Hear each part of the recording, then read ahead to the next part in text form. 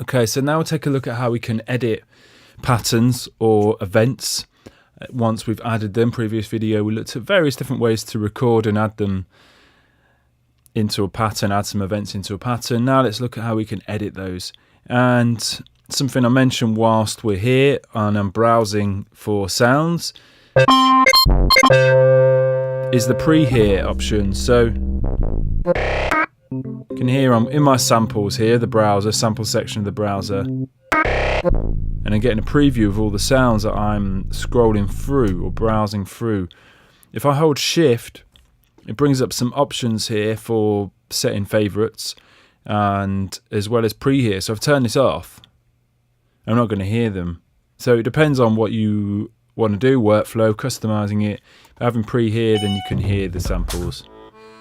So then I could go and search for a kick drum and load that, and then start to add some events using that.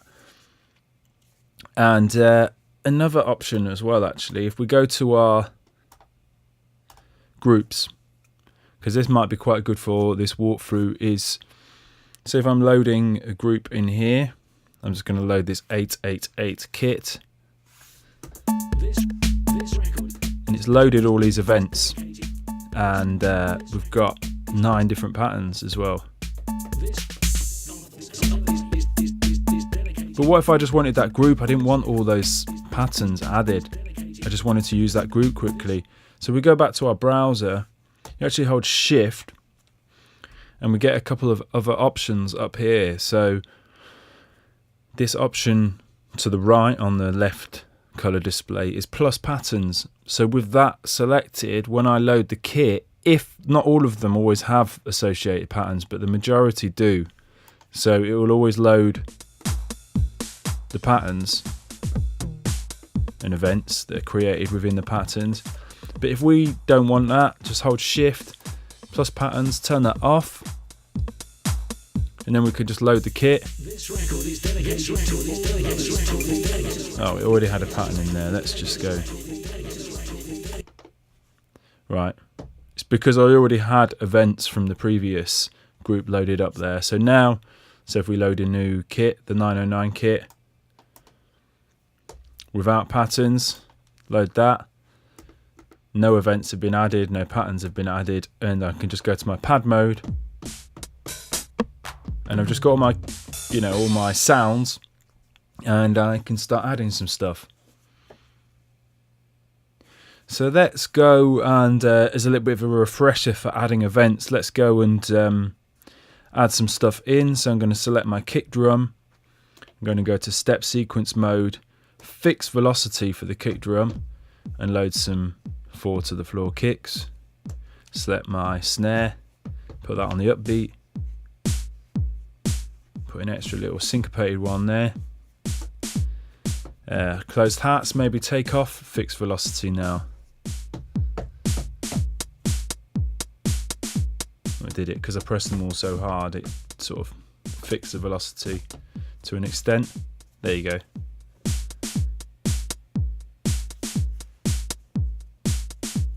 Now let's see what else we can load in. Open a hi-hat at the end there.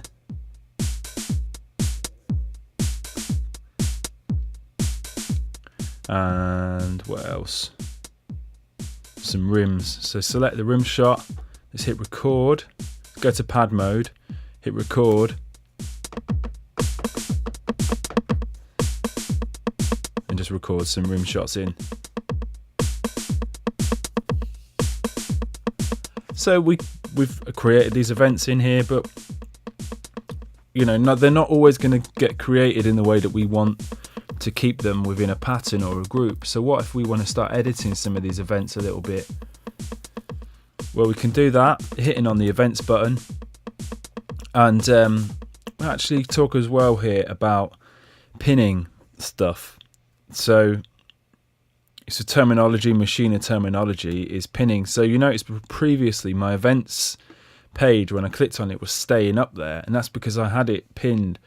So if I click on events and hold events down, we see this button at the top here, and that's how we can pin stuff. And pin stuff just means it stays in focus. So if I have that selected, I can let go of events now, and the events page stays in focus, which is very useful if I'm wanting to edit that. If I'm wanting to edit my events and I'm going, right, hold events, all right, it disappears when I let go of that button.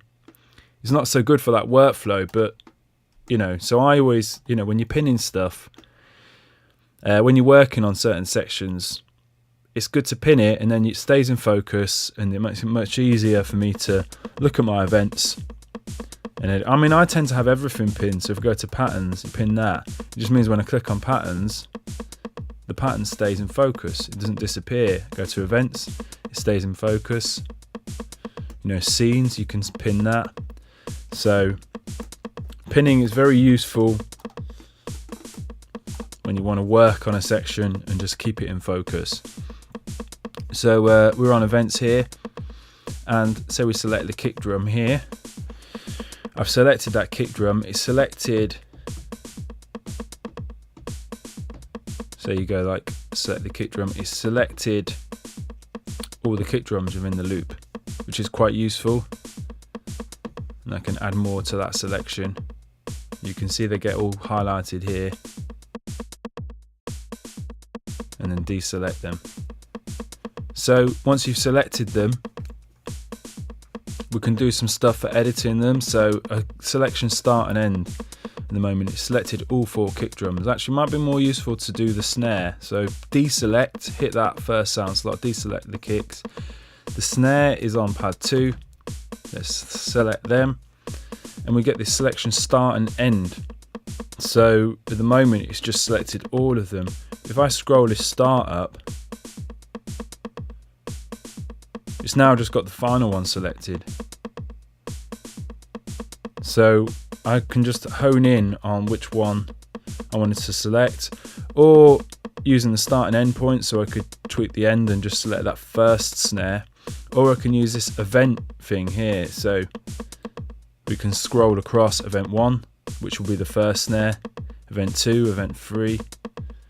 So I can scroll and select. So I'm going to select that third one, and the snares all got added at the same velocity.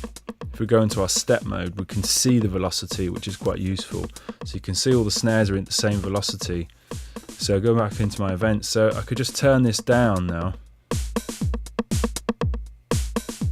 So turn the velocity of that final snare down so it's slightly quieter. There's a few other things we can do here. We can change the pitch.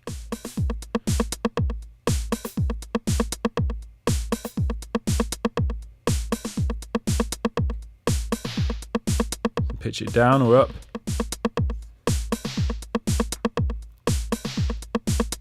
The rim shot's kind of masking everything at the moment, so let's mute that. So pitch the snare up or down. Change the velocity, of course. Put it back at C3, which will be its original pitch. We could change the position here, so you can see I start to move the snare around.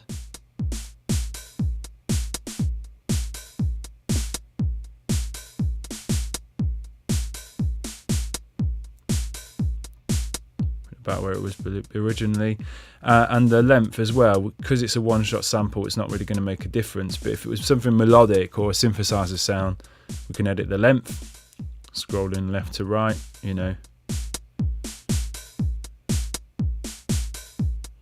So we can very easily, just from the hardware controller, without having to look at the software or anything, very easily start to edit events. So I've turned the snare down, let's put it back to where it was originally there in that last little slot.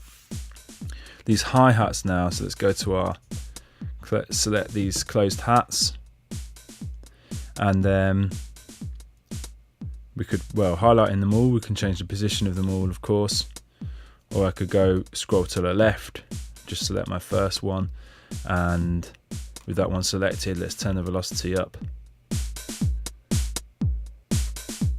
Select event 2, do the same.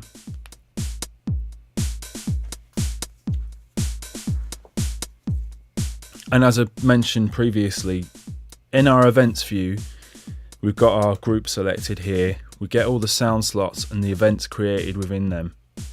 However, if we go to our step sequencer mode, so in step mode it's quite handy because we get two separate screens. On the events page, we have the overview to the left and then the zoomed in view here. And I'll explain that in a bit more detail in the set. But in the step mode, we have our events on the left, and then we have whichever sound we have selected. So I've got the hi-hat selected, so I'll select the snare now. It brings that into focus. And I find this quite useful because you can see the velocity. So we can do some similar stuff in here regards selecting events. So I can select this snare here, turn the velocity down, change the length, change the position,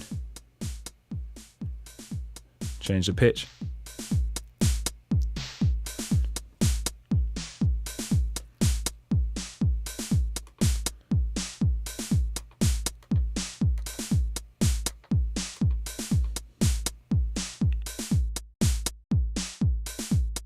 So I find the step sequencer much better. If you're editing velocity, it's much easier because you can see, but the events, you can see all your different events and different sound slots. So let's go ahead and expand the pattern a little bit. So we go to hold pattern down, let's pin it, let's double the length of the pattern now. So we've got 2-bar pattern. Previously, if I shift undo, you can see pattern length was 1 bar. So we've doubled the length to 2 bars. So if I go back into my events, you can see I've got the overview there, and then the zoomed in view, what's in this white box is showing on the right hand display. And then we get our zoom controls here, which is quite handy for zooming in on different little sections. If you want to get something in a bit more focus.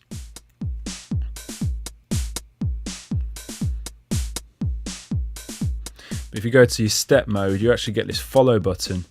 So if you click that, what's it going to do is, say if we select or unmute the rim shot, select the rim, it's following the rim, so it's always showing us what's playing. So it's following the play bar basically.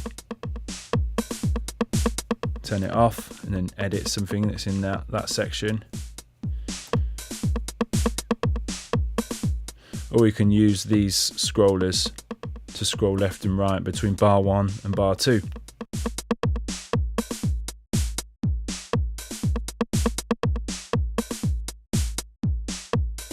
So it just makes it quite nice workflow for editing events, creating events, and also we get some options for more options for patterns. So we look there, we doubled the pattern length. We can duplicate it and we create 2 patterns, and then we can start building things up a little bit. So I'll go to pattern 1 and go into my events. In pattern 1, let's say the kick drum, select that. Let's just clear them. So we can hold shift, clear those kick drums. So pattern 1 has no kick drum in it now. Go to my pattern, select my pattern button. Pattern 2 has the kick drum. I could duplicate this pattern again in this third pattern. Let's go back into events and select the rim shot, and let's clear those rim shots for pattern 3.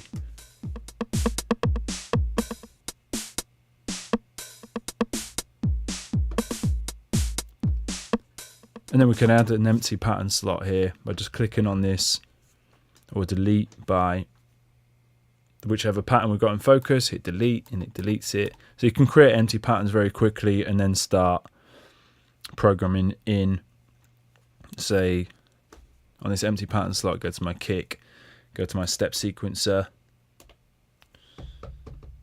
program in some kick drums. And then this is a new pattern snare. Hi-hat.